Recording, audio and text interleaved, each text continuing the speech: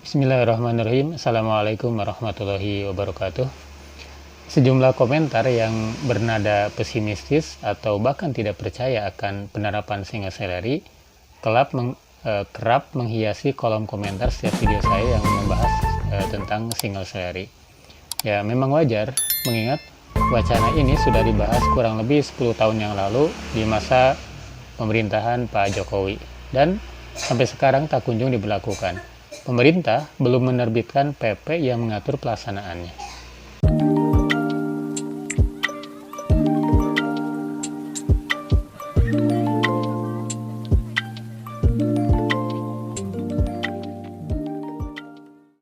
Saya ngobrol dengan salah seorang pegawai di Biro Kepegawaian, sebuah balai besar di bawah Kementerian Pendidikan, Kebudayaan, dan Ristek. Nah, isi obrolannya itu tentang masalah-masalah dalam penerapan single salary. Penerapan single salary di kalangan PNS idealnya merupakan salah satu upaya pemerintah untuk meningkatkan kesejahteraan dan daya saing ASN.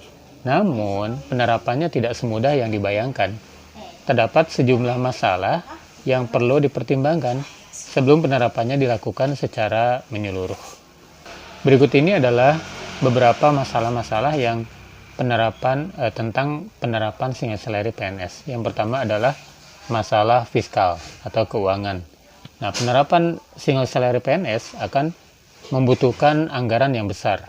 Hal ini dikarenakan gaji PNS akan dinaikkan secara signifikan, sedangkan tunjangan akan dihapuskan. Nah, pemerintah tentu perlu memastikan bahwa anggaran yang tersedia cukup untuk membiayai penerapan single salary PNS. Kemudian masalah yang kedua tentang masalah kesenjangan. Penerapan single salary PNS akan menghilangkan perbedaan gaji antara PNS yang ditempatkan di daerah perkotaan dan juga di daerah terpencil. Hal ini tentu dapat menimbulkan kesenjangan di antara PNS yang ditempatkan di daerah perkotaan dan di daerah terpencil. Kemudian masalah yang ketiga itu tentang masalah kinerja. Penerapan single salary PNS dapat berdampak pada kinerja ASN. Hal ini dikarenakan ASN tidak lagi termotivasi untuk bekerja keras karena gajinya sudah pasti ya. Kemudian masalah yang keempat itu tentang masalah sosialisasi. Penerapan single salary PNS membutuhkan sosialisasi yang luas kepada seluruh ASN. Hal ini dikarenakan penerapannya akan menimbulkan perubahan yang signifikan terhadap sistem remunerasi ASN. Nah, untuk mengatasi masalah-masalah tersebut, pemerintah tentu sangat perlu melakukan kajian dan simulasi secara mendalam sebelum menerapkan single salary PNS secara menyeluruh. Pemerintah juga perlu melibatkan seluruh pemangku kepentingan termasuk ASN dalam penyusunan kebijakan penerapan single salary PNS. Ya. Nah, ini ada beberapa solusi, ada beberapa saran yang dapat dipertimbangkan ya untuk mengatasi masalah-masalah yang tadi disebutkan tentang penerapan single salary PNS. Yang pemerintah perlu melakukan kajian dan simulasi secara mendalam untuk menghitung kebutuhan anggaran dan dampak dari penerapan single salary PNS.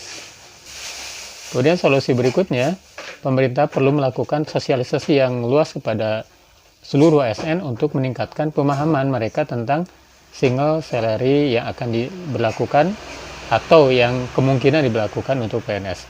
Kemudian ada saran juga ya, pemerintah perlu memberikan kompensasi kepada PNS yang ditempatkan di daerah terpencil ya, mungkin dengan tunjangan kemahalan yang grade-nya itu lebih tinggi ya. Kemudian saran berikutnya, pemerintah perlu mengembangkan sistem penilaian kerja yang efektif untuk meningkatkan motivasi ASN. Nah, dengan adanya solusi ini, diharapkan penerapan single salary PNS dapat berjalan dengan lancar dan mencapai tujuannya. Ya.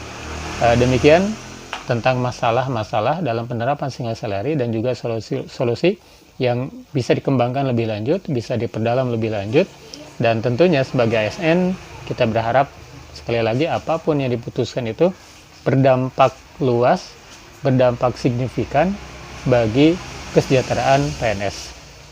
Demikian, semoga bermanfaat. Wassalamualaikum warahmatullahi wabarakatuh.